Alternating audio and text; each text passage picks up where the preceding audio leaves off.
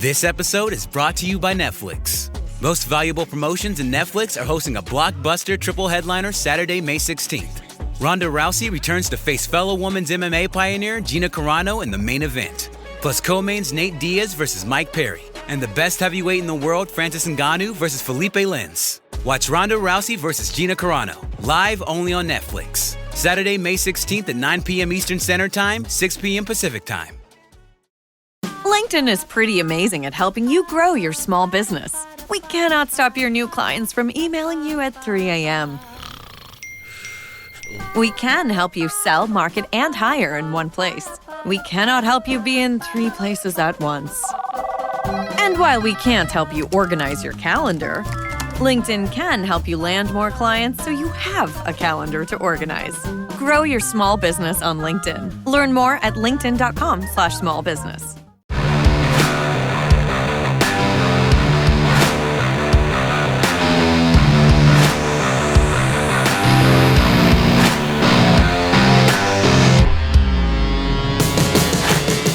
Our experiences are different, and that'll never change because we're all unique. But what our common denominator are feelings. But your feelings, as important as they are, they can't be the dictators of your behaviors or disciplines. Now, they're very important to motivate you because it creates the impetus to move. But feelings can be a great motivator to do the things, to activate the disciplines and behaviors that are guided by your values, not just your feelings. Welcome to Football IQ on the Coaching Coordinator Network. This series is about a part of football that matters as much as anything we do as coaches, and that's football IQ. We spend a lot of time talking about scheme, technique, drills, and game plans, but at the end of the day, the players who separate themselves and the teams that play the fastest are usually the ones that understand the game at a deeper level. They can recognize structure, process information, anticipate what is coming, and make better decisions in real time. That's becoming harder to teach. Players today see a lot of football, but they often see it in clips, highlights, and short segments on social media. They're watching plays, but not always learning the game in full context. That's why we wanted to build this series. With Football IQ, presented by American Football IQ, we're going to talk with coaches and teachers of the game about how they develop smarter players, how they train recognition and decision-making, and how they help athletes truly understand what they're seeing. If you want to help your players see the game more clearly and play with more confidence, check out our partner, American Football IQ. They're building tools and resources that help players, coaches, and parents grow their understanding of the game. The link is in the show notes.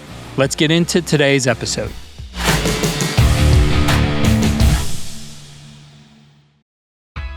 This episode is brought to you by State Farm.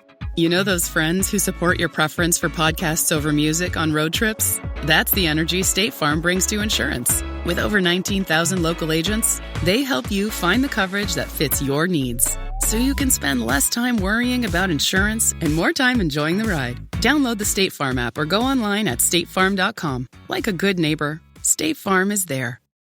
Welcome to the Coaching Coordinator Podcast. This is a continuation of our Football IQ series. Football IQ isn't just plays. It's anticipating defense on offense, reading routes as a defender, spotting stunts or blitzes before they land. When everyone's fast and strong, the sharpest mind on either side of the ball wins. That's what we're exploring today with the true master. Joining us, David Diaz-Infante, former NFL offensive lineman and coach in the NFL. He played guard and center for the Denver Broncos, where he earned 2 Super Bowl rings. He played for the Philadelphia Eagles and San Diego Chargers, appearing in 69 games with 9 starts. He later coached offensive line in the NFL with the Arizona Cardinals, the New York Jets, and Los Angeles Chargers. David, thanks for coming on. Great to have a guy who's lived it on both sides of the ball. And how's it feel looking back on the journey? It's been a lot of fun, Doug, and thanks for having me on. I think the way I look as football's been really good to me, and I think I've been good to the game. It's something I've enjoyed since the moment I first put a helmet on when I was 10 years old. That's right when the dream first started, I guess. But to be able to go through and take the path less traveled, I guess, is one way to describe my career. I always tell people, it's better than most, not as good as some, kind of like my coaching career. But it's certainly been enjoyable, and to be able to culminate my career on the football field with 2 Super Bowl wins with the Denver Broncos was certainly the pinnacle of anybody's career.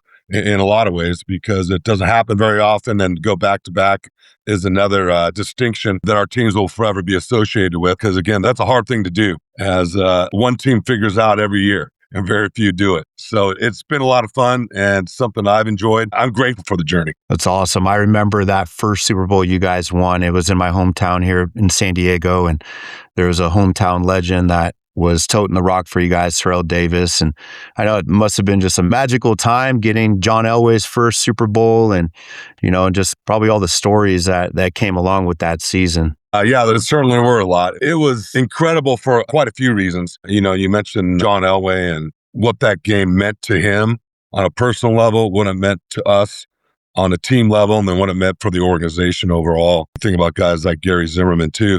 Because remember, you got to remember that we lost to the Jacksonville Jaguars the year before in the AFC Championship game at home. And they were the wild card. And, we were 14-2 and we were steamrolling people that year, and we were good and we were playing well. We got in a throwing match with them in the second half and stopped running the ball, and Mark Brunell got hot and they ended up winning the game. And I'll never forget, it was like there's a black cloud over the city of Denver for about a whole week at least, because they had been there 4 times before already.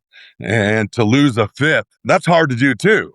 And so what that game meant to John Elway, to guys like Gary Zimmerman, it was truly an incredible thing to be a part of. I bet. I remember that game against the Jaguars and just being a fan of the sport, and then seeing you guys come back and getting on the mountaintop and being able to recover after that adversity. There's a lot of life lessons that were built upon, that experience, I'm sure. Yeah, no doubt about it. You think about what we learned as an organization too, of never get caught in that trap again, of knowing who you are and what your identity is, and take advantage of the special players you have, and it was really a perfect marriage of system meets talent, and those things combined to make unique performances and lifelong achievements. You think about Terrell Davis, probably the perfect back in the perfect system at that time, with John Elway that could move and naturally was always one of the most mobile guys and rocket arm and incredible leader. So it was great to be a part of those things and the memories that come back, and when you think about making the Super Bowl and some of the memories that I had, I always think about probably one of the biggest moments was when we won the AFC Championship game in Pittsburgh after losing to them a couple of weeks before. But we learned from that, just like we had learned from the year before, of who we are and what we were and what made us so special. And so to win that game in Pittsburgh, that was an incredible feeling, because from the day Mike Shanahan walked into our building and our first team meeting, the goal was always to win the Super Bowl. That was it. There was no other goal. There were things you had accomplished along the way to do it, and things you could do that make the path a little bit easier. And those things are all, incremental success, right? Win your division, win your home games, win your division, all those kind of things that come along with it. But the goal was always to win the Super Bowl. And that's where all eyes were focused. That was our purpose. And then what does it take to get there, and how do you build your roster?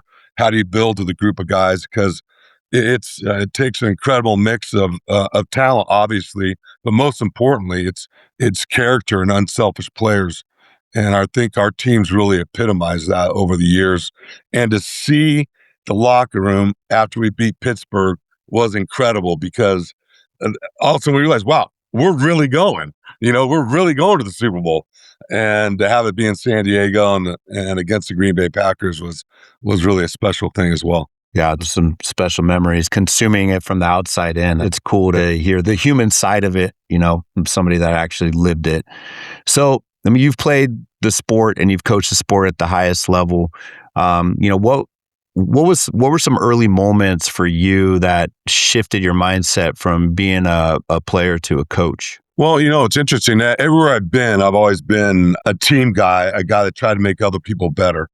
And I've learned a lot of lessons along the way. First of all, I wasn't really supposed to be there, right? I had been cut 6 to 8 times by then, or maybe it was 6 by then. I can't remember, and then in 96, I was the oldest guy in the NFL to get his first start at the age of 32 on Monday Night Football against John Randall, billed as the biggest mismatch in the NFL that week. So I've got a lot of dubious distinctions, I call them, that have followed me throughout my career. But the fact that I wasn't supposed to be there, what it took to get there, just made me appreciate it that much more. And the role I had on our football team, and really was the sixth man. in a group, one of the best offensive lines in the history of the National Football League. And so to be a part of that, to be a part of that organization, and there's so many things made it special, but certainly the Broncos organization was on to get there and finally win a Super Bowl. The journey of some of our great players, we're all Hall of Famers, from John Elway to Gary Zimmerman to now, Steve Atwater, Terrell Davis, Shannon Sharp. Now you look back, we got some cats now. Yeah. But I think back then we looked at ourselves more like a lot of blue collar guys. Guys made sacrifices in order to field the roster. And I think that's one area where Mike Shanahan was so far ahead of everybody else in terms of manipulating the cap, knowing how to be talking guys in, hey, it's about winning. This is what we're about. And some guys took less to be a part of our organization. And that's a real credit to what we were building and how people viewed us. And so all those things make it such a special journey and a unique time for the Denver Broncos organization and for me personally. That's great. So, you've mentored offensive line, different places that you've coached, and you've helped develop people. What were some of the baseline things that you tested them on before you even got rolling with them? What were the things you wanted to know about their football IQ? Well, before we go there, I probably should tell you a little bit about kind of my journey into coaching, the kind of player I was. I always like a player coach. It's just the way I've been, because I've learned from a lot of older guys tell me, hey, at some point, it's no longer about you. What are you doing for the next guy? And in terms of the offensive line, I was never a guy that wouldn't share information, because I was never competing against anybody else. I was always competing against myself. How can I get better? How can I improve? What can I bring of value to the organization, the team, where they have to keep me? Because I was so close for so long, one man away, last cut, injured here, banged up there. And whenever I was going through that, I never wanted to be a outside-in job. I always wanted to be an inside-out job. I never blamed circumstances on my results. I always thought about what could I have done differently, because now it's within my control. I can work harder. I can play smarter. There's always ways you can get better and provide more value. And that's really how I broke it down. And then that kind of led me in the journey of being a coach. And everyone thought I was, my nickname was Doc, because I knew all 5 positions. I could play all 5. I short snapped, I long snapped. And that became my real value. And when I stepped in and started for Stink or Brian Habib or whoever it was, you never knew I was in the game, because we use the same language, we practice the same way. And a lot of times, Mark Schleff was so beat up, I'd have to practice for him. So I'd take every scout team rep, every first team rep, every second team rep, and then get him ready to play the game. When he couldn't play, I stepped in and played very well. And it wasn't so much about me. It was about me not wanting to let my teammates down, to make sure that I wasn't the reason why we lost, that I did my job and always practice and prepared as if I was a starter. So when I did, it was just a natural motion. It's what you do. It's who you are, is how you play the game. And a lot of that turned into mental development of, and I really benefit from, I've had a lot of great coaches over the year, but no better teacher than Alex Gibbs. And he's the one, that gave me the nickname Doc. And that was an old nickname of his too. He was a doctor. And so I wore that as a badge of honor too. I always tell people it wasn't a PhD like he had. It wasn't an MD. It was a DOC. And it takes years to get that as well. And a lot of hard knocks. So that became my role towards the end of my career too, was, getting the young guys, teaching the system, of how we put things in funnels, how you categorize things. So you're not memorizing 100 things. You're memorizing or understanding 10 different concepts with 5 different things each, or whatever it is, you know what I mean? And so with 10 concepts each. So it's just interesting how that became along the way he taught. He never put a cap on what he allowed me to learn. And that's probably one of the reasons why I thrived in his system. And that's the kind of coach and teacher he was, and in the NFL, you get away with it a lot as a coach, because there's a lot of talent, right? And if you don't learn my way, boom, you're gone. I'll find someone else, right? But Alex always mined the most out of the resources he had in the room. And as a teacher, he understood that guys learn differently. Some guys learn auditorily, tactile, visually. There's all sorts of different ways of learning. He incorporated all those into his meeting room. He never allowed the room to get boring. He says boredom is a teacher's worst enemy. And so other thing he knew that was a pure genius about him is he developed his us against the world mentality that no one wants to talk to you and you should never talk to me because we never talked to the press, right? Right. Back in those days until they forced us to at Super Bowl 32 in San Diego. So that was kind of our badge of honor. Then guys would get caught and it was always fun. You know, we had our kangaroo court and our fine board, and we're the ones that really brought that to its pinnacle until the NFL stepped in and said, well, if you don't talk, you're going to be fined. This is a Super Bowl, guys. So it created a lot of cohesion. It created a lot of chemistry and really created a brotherhood within that offense line that exists this day between the guys we played with. There's a certain camaraderie, right, that goes on playing the game in your whole team, but in the offensive line specifically, because everyone needs to play well. Everyone needs to practice well. Everyone needs to understand. And when you're called on, you have to be ready. That's your obligation. That's your duty. And I always took that very seriously. And fortunately for me, I got to play a lot too. I've always played. I always knew I could start, always knew I could play, even when I was cut. Now, sometimes I had to keep that. I couldn't say it out loud. People were going to look at me like I'm crazy, but I always knew inside because I know it's just a matter of time. The only question was I going to quit before it happened? And I always tell people my one redeeming quality in life was I was just dumb enough not to quit. And there's a certain genius in that and something I try to share with a lot of people. But so that kind of brought me into coaching. But after I was done playing, no one's career ever ends the way you want it to. And that's no big deal because it tried to end many times throughout my career.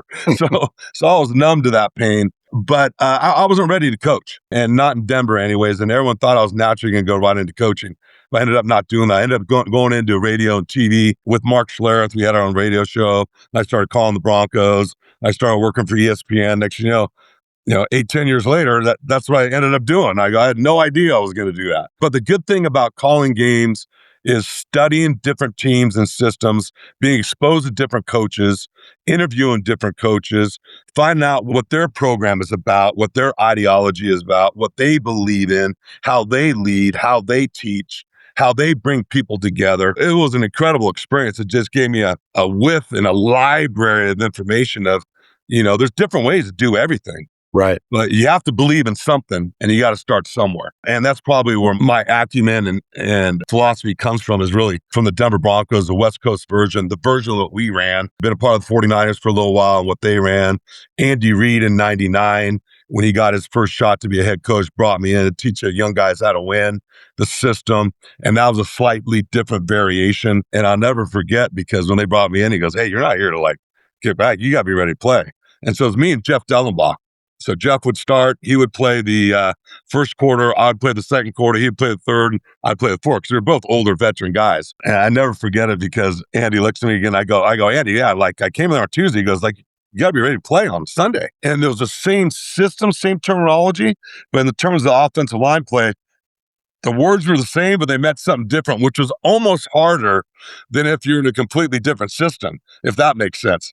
And so just having some of those challenges and those experiences kind of gave me a wide cloth to grow from as a coach. When my kids got older and we moved to Arizona, I had been doing a bunch of football camps with a lot of other NFL coaches with Football University, and some great coaches, and more exposed to defensive guys and what they believe in. And we'd always take time over a beer or coffee or dinner or whatever. We'd talk philosophy and scheme and technique. And I remember Larry Zerline said, if anybody should be coaching the NFL, he goes, it's you. You got to coach. So when I moved here and Bruce Arians got the job, I called Larry Zerline, who's a great offensive line coach, even greater man, ex-Marine, Vietnam War vet, and was a real technician. And he was really good at building systems and technique and working on the fundamentals, part to whole, right? And breaking things down that way. And he taught me so much in that area. But I said, hey, Z, you got to come out here, man. The Cardinals need a good offensive line coach. Man, when I watch their tape, they're not on the same page. And he goes, well, let me see what, he goes, I think my time ran with Bruce. And the guy he's hiring that's the guy I broke into the league. And that was Harold Goodwin. And so he made the call for me, and Harold ended up hiring Zerline.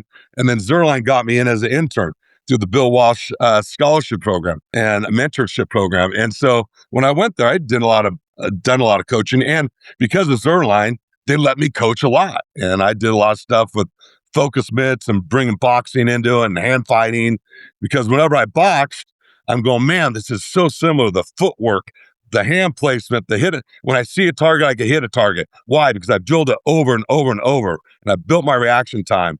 And I now can use that as a strength. What's the stimulus for the defensive lineman?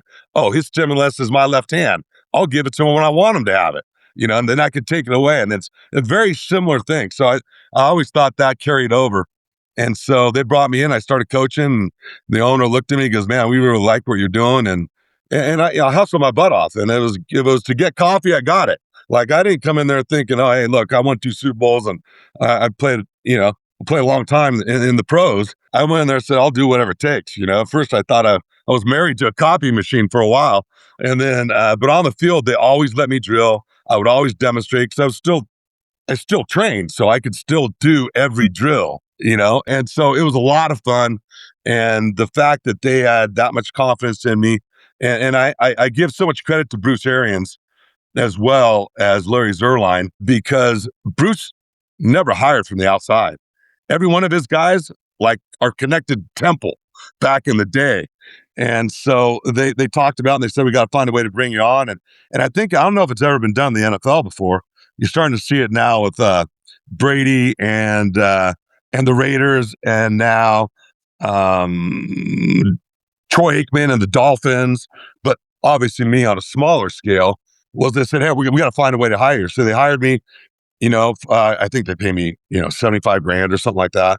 And then they still allowed me to do college football. So for 2 years, me and my wife still laugh about it to this day. I would go coaching schedule in the office at 5:30 because I'm an early morning guy, because that's my time. I still am to this day. It's my coffee. It's my thinking. These are things I got to get done in my day. This is what I'm starting with. This, all those things you do up on your grease board. Okay, there's my day. And then you get going in the morning. But that taught me a lot. And so I would go Monday through then, early in the morning, go all the way till Thursday. I would leave Thursday night. I'd either go to meetings on Friday morning and then fly Friday night, or I'd fly Thursday night, go do my college game for ESPN, meet with the coaches on Friday morning, call the game on Saturday, leave Saturday night, meet the team at the team hotel, do the game on Sunday, be back in the office. And so, there's sometimes I didn't know what hotel room I was in, but I loved it because, I love being challenged. I'm a blue collar guy, I always have been. And I thought, well, if this is my chance to coach, then this is what I got to do. And I was grateful for the opportunity. And so I've always been grateful to Bruce Arians for bringing me on board. But then that's how Todd Bowles, he gets the job in the New York Jets, and, and he goes, hey man, he goes, I saw how you handled yourself. I saw how you worked, got a lot of respect for it. I want you to come coach with me. But then even then, he couldn't hire me right away. He wanted me to come out, but it was time to leave. And I go, well, it was my son's senior year, and I re-signed with ESPN, and I went out. And he goes, hey, I got the job for you finally right before training camp. I go, Todd, I already committed to my sons. I'll never get this year back with my son in high school at Brophy College Prep. I go, I already committed to ESPN. I go, man. And I was sitting there going, boy, this might be my only chance. And Todd goes, hey, don't worry. And this is the kind of guy that Todd Bowles is. And that's why I have an incredible amount of respect for him, the person that he is, the way he carries himself. And when you get to know Todd, there's no better person. There's no stronger person, like on the inside too, of who he is as a man, as a coach, and as a person. And so as a leader. But he said, hey, Dave, whether you take it now or later, this job's here for you in January. And I said, wow, thanks, Todd. And a lot of people can say stuff like that. Very few people say that.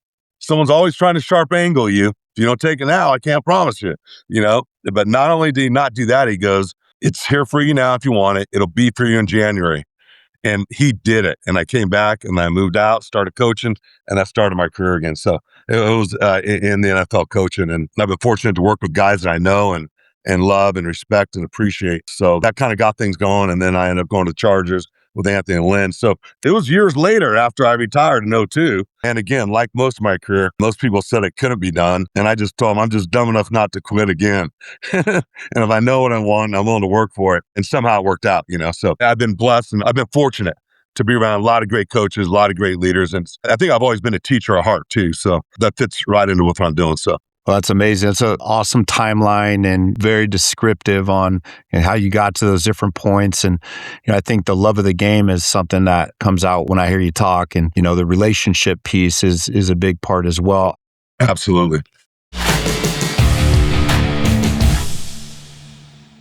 Today's episode is presented by American Football IQ. One of the biggest challenges coaches face right now is this. Players are seeing more football than ever, but they are not always learning how to understand the game in full context. They watch clips, they see highlights, but they don't always learn how to recognize coverage, identify fronts, understand leverage, or connect what is happening before and after the snap. That is why tools that help teach football IQ matter. American Football IQ is built to help players learn the game visually through flashcards that train recognitions, coverages, fronts, protections, gap control, the kind of things players have to see faster if they want to play fast. This is not just about memorizing terms. It's about helping players recognize patterns quicker, process information faster, and play with more confidence when the ball is snapped. So whether you're coaching quarterbacks, skill guys, linemen, or just looking for a better way to teach the game, check out American Football IQ and see how they are helping players build real understanding that carries to the field. You can start with Volume 1 or get the full bundle at AmericanFootballIQ.com.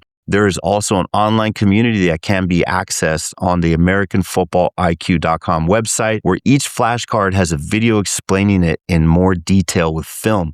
Play fast.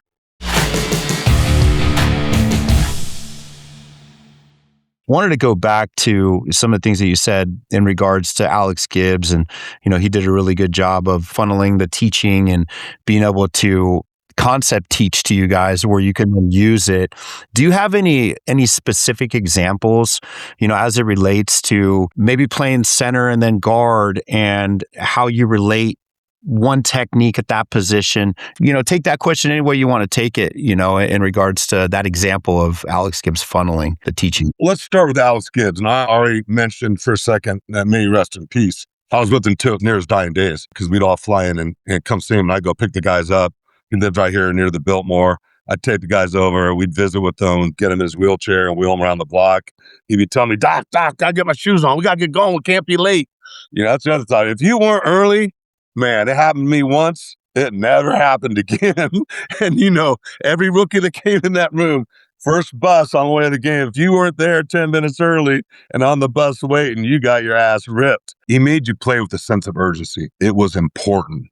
And better keep you up at night kind of thing, that kind of sense of urgency. But when you talk about Alex Gibbs, you got to talk about outside zone, right? And what I learned about that, and the most important thing is you have to have an identity. You have to force defenses to defend something.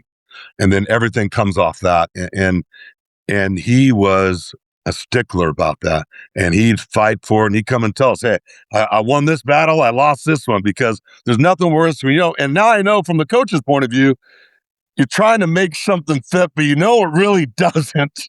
You're trying to manipulate the language or the terminology or whatever it is to make it fit that scenario. And he goes, this one breaks the rule, but this is why we're doing it, and then he gets you to buy in.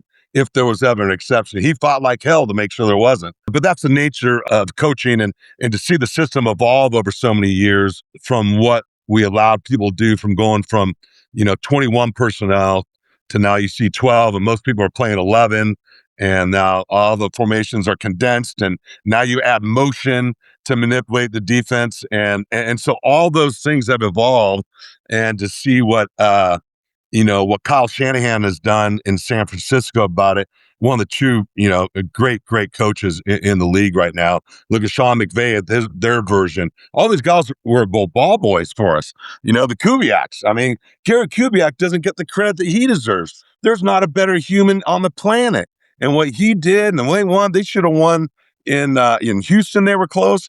In Baltimore, they had a chance to win it under Harbaugh and stuff. And so to see the evolution of the system has been incredible, and just see the evolution of football, elements of the college game coming now in the NFL. And in fact, everyone's kind of getting younger too, which some people agree with, don't agree. It really doesn't matter to me. You can either teach or you can't. You can relate or you can't. You can either demand or you can't. You can either get or you can't. You can extract it from them, you can pull it from them, or you can allow them to give it. You can push people or you can't. You can inspire people or you can't. Those elements are always true. I don't care how old you are. And I always look at, because people could have said that about me. Oh, he's too old. He can't play anymore. He can't coach. He hasn't coached. And so, but I've always kind of broken those kind of rules. But to see this take place and to see the evolution of the game come in terms of motion of what you can do and not do. I remember calling a game for Urban Meyer at Utah when Alex Smith was there. And I'm sitting there going, because I'd never been around zone read. What are you doing? And they're more gap scheme and inside zone, right? Because those really kind of marry together. And so I remember talking to Urban. I go, so what are you doing? And showing me, and we're looking at tape. And I'm talking to the offensive line because I came back. I told Coop, dude, because I'm on the plane. I'm on the plane because now I'm calling the Bronco games on radio. So I would do a college game and I'd do the Broncos radio broadcast on Sunday. And so I go, Coop, you got Plummer, right? I mean, it's like our, the boot game, the keeper game, right? Faking hard fake outside zone, rolling back out away from the defensive end. You're blocking him with the quarterback. The whole idea is you're not going to block one guy, right? We're going to block the front side. We're going to leave one guy on the backside. That's how we gave a number equivalent, right? If we're outnumbered, we're going to take care of support. So we could add one more in. We won't block the defense. And I go, it's the same thing as we're doing, but now you're just looking at them. He goes, no, you can't do that. You can't do that in the NFL. Julius Peppers, which it was an easy argument to believe. Julius Peppers can make both those plays. Yeah, you're right. He's pretty special, but to see that come to full evolution in the NFL now. And I just remember Andy Dalton, the Cincinnati Bengals, were the first people to do it. They did mainly in the red zone, right? When you could get 6 to 8 yards free, I mean, you got to take it, you got to take it. And that's one thing I learned. And I think around more and more coaches and Alex was pretty, as much as he was a stickler about what we're doing and why we're doing it, he was always open to change if it meant we were better. And so there's always a new way, a different way to do it. Does it fit what you do? Does it fit what you teach? Does it fit within the concept, within the element that you could teach it where you're layering, not adding something completely foreign? And I think that's what I learned the most in terms of teaching. And it's been a lot of fun to watch how different people use, I would say, motion now and really condensed formations at 11 personnel that now you're creating extra gaps, right? When you're in tight bunch. Yeah. Nothing defense hates is when there's 4 strong or they're in the pass game or when you're creating extra gaps in the run game. And how you do it? Most people just do that at 12, 13 personnel, right? Or 21 and bring motion over, And so to see that evolve now and what people are doing in Seattle is a great example. And again, there's a system on full display. Another variation of it, all the principles are the same. They just did it out of big people instead of, kind of like more 49er-ish, less McVay-ish, but all doing the same things, but doing out different personnel packages. And one's doing it to run the ball when you get them to play nickel or dime, right? And the other thing is throwing the ball when you get them to play big.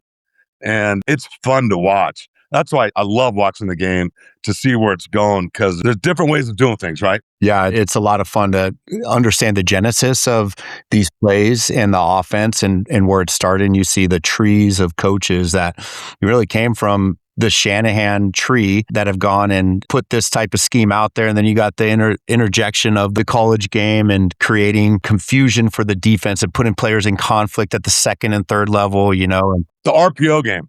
Yeah, that RPO game. Yeah. And I think these offensive coordinators that really understand how defenses fit the run and, the fact that you've got to have somebody that plays contained, somebody that's going to be a force player, somebody that's going to be a secondary support player, whatever the heck the scheme is, right? And put them in conflict and be able to align in those tight compressed sets to be able to get the perimeter run and be able to get the heavy play action stuff. It's pretty fun to watch. So yeah, I'm with you on that. Yeah. That's probably the biggest learning curve. One, you got to learn how to coach, the things that come along with it, from drawing to organizing to, breaking down to categorizing. I'd always known the box and the support and that kind of stuff from being an offensive lineman. And Alex did teach second level reads, hey, he's capped by a safety. It means he can come. Or we're going to declare him. And we always took the widest, right? And I've been around different systems where everyone tries to fix things. Bruce Arians liked to fix things, change protection, change the mic point, change everything. It requires communication, everyone being on the same page. And that has its merits too, because the idea is not to throw hot. I'll tell you when the first person that really made it make sense to me was Josh McGowan, our quarterback in the Jets.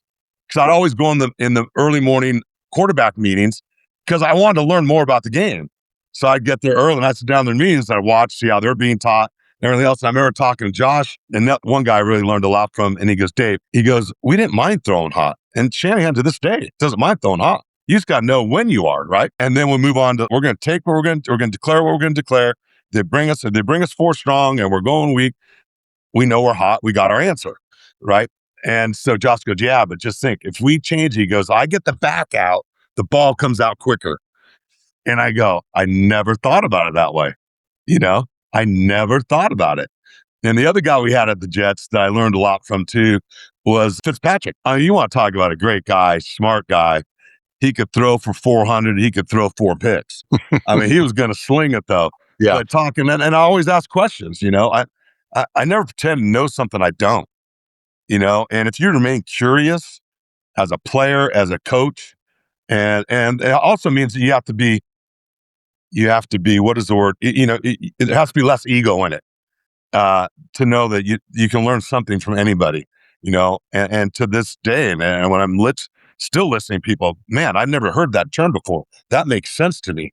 Like, I'm going to steal that. Alex Gibbs said, I stole everything there ever was. And I stole from players. 100%. Because he had a bunch of savvy old vets, and he learned from them, from the Bishops and all those guys back in the 80s and with the Broncos in the early 80s. And he goes, I stole everything I ever learned, and and so I just think that's important. But Fitzpatrick told me, okay, 3x1, 2x2, and what we're looking for and how they got to adjust, and it was just, I'm going, okay, that makes sense to me. But being on those quarterback meetings is the way I advanced my learning, and being around a lot of other young coaches, guys that maybe didn't play in the league, but man, then now I see a couple of my buddies. I think of Jason Vrabel, who's the wide receiver coach and pass game coordinator now with the Green Bay Packers. Incredibly smart, D3 quarterback, smart, hardworking, got it, could work fast, and it was a good teacher too. And I think of Mick Lombardi is now rising up the 49ers thing. And some of the coaches I've been around, I think those younger guys, when we were sitting there, we're doing the grunt work, right? As the assistant offensive line coach, and they were, assistant wide receivers or assistant quarterback or GA or whatever it was. You can learn something from everybody. And so learning how, okay, quarters, what are they reading? What's palms? It goes, the palms are reading number 2, and understanding that the intricacies of it. And then the run fits was the other part, learning from some guys. And so I was never afraid to ask questions because I never think I know everything. And like I tell my kids and the young people I've been around coaching is you have to be a lifelong learner. And that's what makes life fun. That's what makes life interesting. And that's what allows you to grow. And that's what we're all here to do as coaches, as parents, as teachers. Oh, that's good stuff, Coach. Love it. As far as teaching tools, as far as being, I know there's multiple intelligences, and that's one of the things you talked about, with Alex Gibbs. He did a really good job of finding solutions and mining for solutions. I think you said, to paraphrase you. What are some of the unique teaching tools that you've used, whether it's virtual reality or whether it's, walking through something, or, I've spoken to Will Shields, and he talked about somebody taking him on the basketball court and talking about defending the hoop, and that's pass pro, right? Oh, that's so true. I'm glad to hear Will say that. First of all, Will's an unbelievable player and even a better guy. We played against a lot, and I studied his tape a lot because he was so good. No, you can't ever study guys that are 6'7" like Kevin Gogan. I want to study him. He's just a big ass caveman. I looked at the guys that were, technicians, and, I had some quickness and I had some strength, and there's a reason why some big guys play small and some small guys play big, right? But Will is so right. And that's one of the things I use is the quarterback's the hoop, right? You're never going to don't let the guy cross you over and dunk on your ass. You know what I mean? So stay inside out. It's always basketball and boxing, but instead of being, and if you're on the left side of the line, it's like you're fighting, regular right-handed. And then if not, then you're orthodox, right? Then you're left-handed on the right side. Now your right hand's your jab, your thing, and your left hand becomes, you come inside, this is going to snatch you. This is going to stop you, and then learn how to pair, I always tell people it's eyes, feet, hands. My eyes track, my feet move, my hands throw. And the faster you can complete that order, the better player you are. And that's why you train it. Train eye discipline and minimizing your target, like Larry Zerline say, aim small, miss small, right? And so find your target. Don't get stuck looking at his eyes. He's shaking his helmet and doing all sorts of weird stuff, and you just sit there and freeze. Find your target. It moves. Your feet move. Your hands throw. And so that sequence has always been big to me. That's something I always taught guys as well. And they learn how to just break everything down into a progression, right? And what you need to feel. And the other thing I learned from Alex was you have to practice real game problems. Yeah. You know what I mean?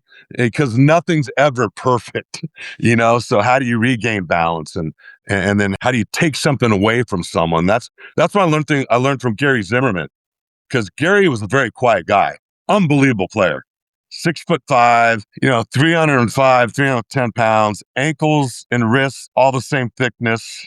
Just, unbelievable balance, I think, was what he had. And then he was incredibly paranoid and afraid of letting someone down. We used to call it left tackle disease, and you can never sleep the night before a game when you're a left tackle, right? And so he always taught me, I'd sit down, watch film, and he wouldn't say anything unless you asked. And me being a curious guy, and like I talked about before, wanting to learn from the best. And Gary and I played a lot together and practiced a lot together, so we had a lot of trust built in. I go, so Gary, what are you watching right now when he's studying someone break down? And it started, individual out, right? We're doing our individual study. How am I going to defeat the guy across from me? And he goes, I know that I'm going to take away what he does best. Because I know when the game's on the line, he's going to do what he does best, and I'm going to do what I do best. And what I do best is taking what he does best away. I won't ever give it to him. And our whole offensive line studied like that. And that's one thing. There's nothing passive about pass blocking. And I had to be that way because I wasn't the world's biggest guy, right? So I had to play aggressive, and it fit my style. I was going to attack. I was going to challenge. I was going to fight that fight on the line of scrimmage, Those are certain things I think about is those ideas is, individually. And then as a player within a unit, how do we all speak the same language? That's incredibly important. You can't call it this and someone else call it that. You have to know what's happening. Okay, motion just happened. They're bumping. They're not running. Now we got to push it. Now we got to chase it. But we're going to extend them. We're going to stretch their gap so far that now that C gap is now the E gap. We've stretched the line of scrimmage so far, and that's how you get displacement. You don't have to, some coach just pick up your feet and boom, I want you to knock this guy off the ball. Yeah, that's not going to happen. There's a few guys who do it, the Larry Allens of the world, the Steve Hutchinsons of the world, guys I used to watch and just admire, Right. But most guys can't do that. So how do I get the guy moving? What's he afraid of? He's being told, don't get reached, don't get reached, don't get reached. Well, I'm going to reach him and I'm going to torque him. I'm going to get him to move so I create more movement. And that's by foot placement, hat placement, and hand placement. So all those things are important. And learning how to go from, I'm out of position, I have bad hands, how do I get back to good hands? And that's the stuff you got to learn how to work.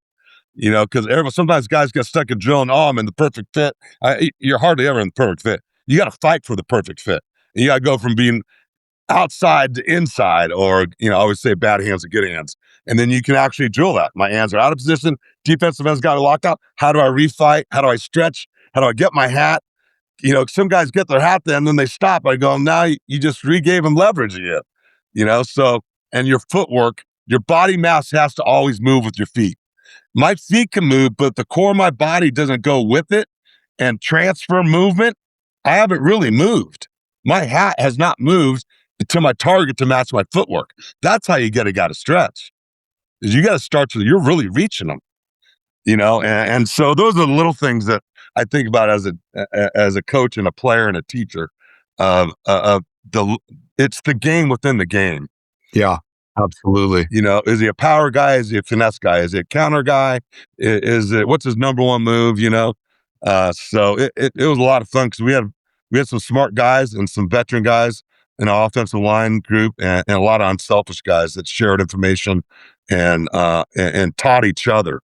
That's the biggest thing, is how do you get guys to be better together than they would be as an individual? And that's the game of football. And that's having a common goal, and it's learning how to lead. So I want to take your last couple questions. Can you recall a funny story or something that you could share from your time as either a player, a coach, or announcing a ball game? I'm kind of putting you on the spot there, Coach. Well, yeah. Some things I can say, some things I can't say. Right. I know you played with Bill Romanowski, right? Oh, yeah. Bill was a different guy now. We didn't always see eye to eye, but we trained together for a whole offseason too. And one thing I have a lot of respect for Bill is that he played a long time and he practiced as hard as he played. And that I have a lot of respect for. You know what I mean? He really did. But I think about my first. Here's a funny story, and I'll try not to offend any of your listeners, but we didn't worry too much about feelings in our offensive line room, and I learned that lesson early, and it made a difference in my career.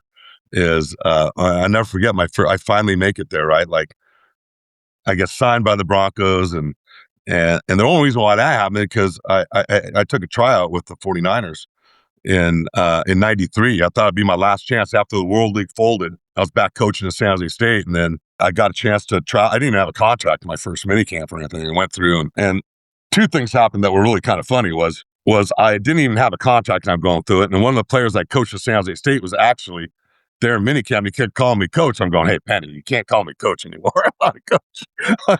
I'm Dave. I'm like, we're on the same field together, you know? And so I finally got signed, got the contract. And this is my own hometown, right? Well, I was born and raised, and everyone knew me. Then the papers asked me to document my experience with 49ers.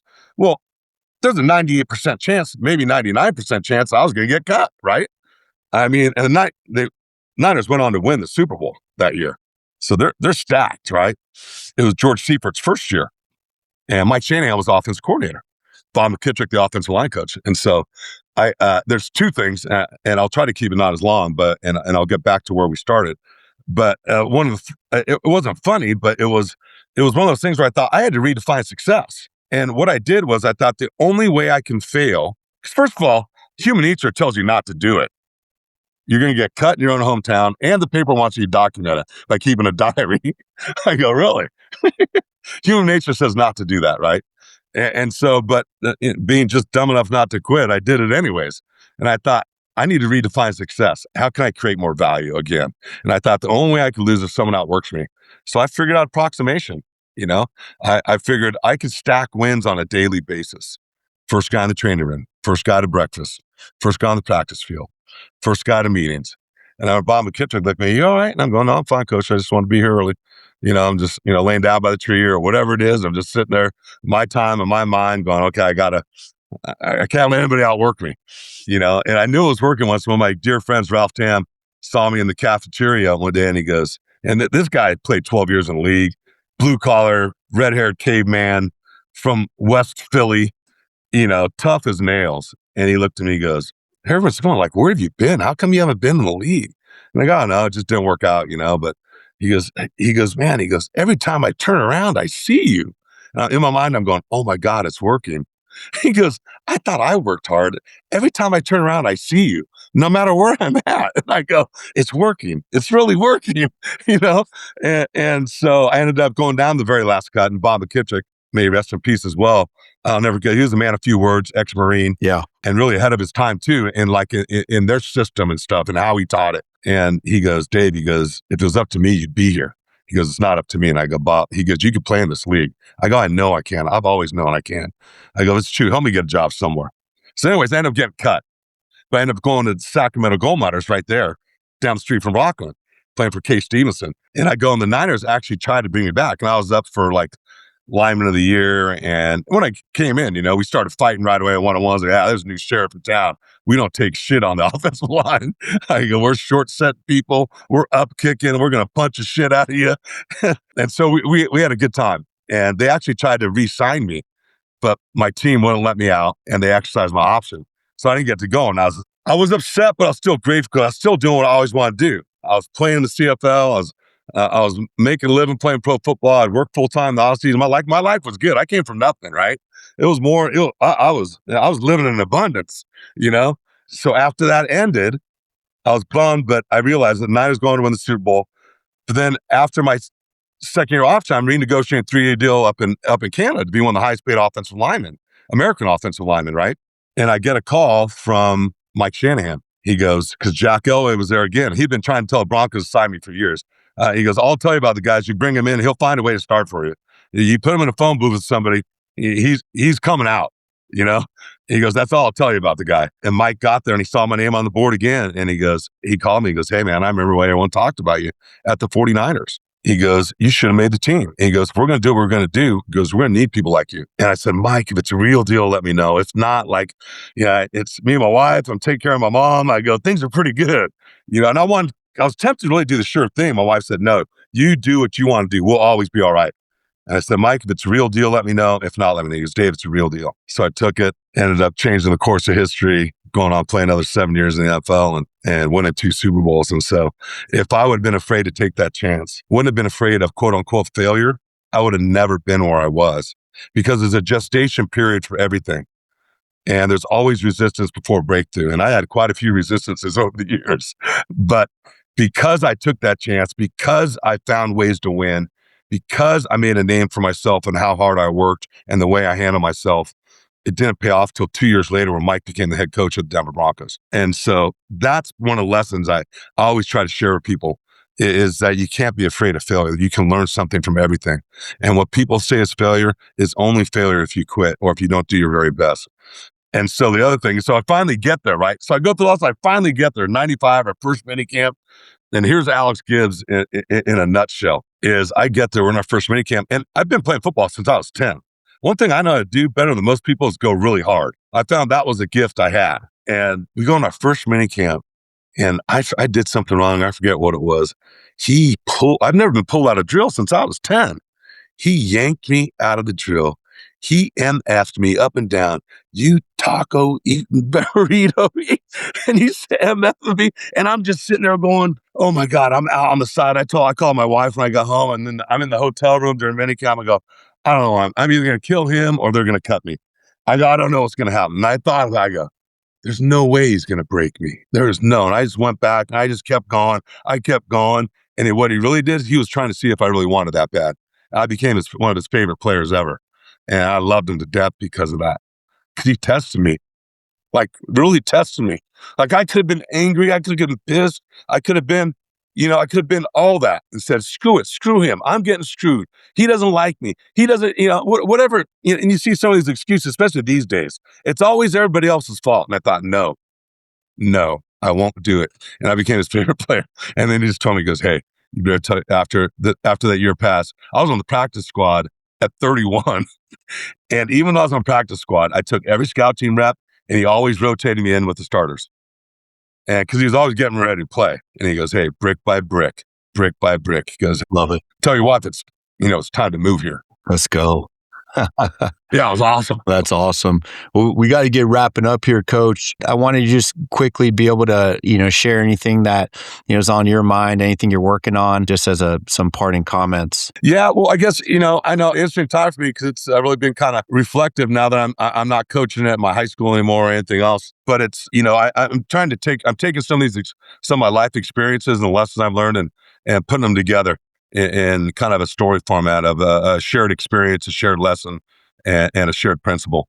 So that's something I've been working on and developing. So I'm excited to do that, and just going to start doing more public speaking like I used to do, and just trying to share with people some of the things that have worked in my life and that I struggled with and overcame, or we all do. So and this is why I always try to tell people: we understand what it feels like. Our experiences are different. And that'll never change because we're all unique, right? Yeah. Our common denominator are feelings. I know what it feels like to be less than or to be whatever. But your feelings, as important as they are, they can't be the dictators of your behaviors or disciplines. Now, they're very important to motivate you because it creates the impetus to move. Like, I'm going to do something about this. You know what I mean? And that's a different way of viewing feelings, where feelings can never be more important than facts.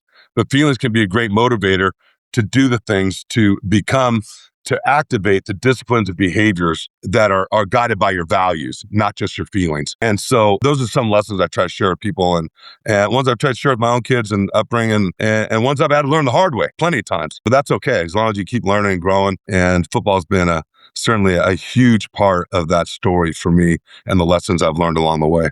Well, thanks for coming on today, Coach. Yeah, my pleasure, man. Look forward to staying in touch, man. You got it. Yeah, stay in touch anytime. Anything I do for you, just let me know. Yes, sir. Take care. All right, take care. Thanks for joining us for Football IQ presented by American Football IQ. If you want to help your players see the game better, think faster, and understand more, go check out American Football IQ and what they're building for players, coaches, and parents. That's at AmericanFootballIQ.com or click the link in the description. Follow all we're doing at Coach and Coordinator Network and follow us on X at Coach K. Grabowski.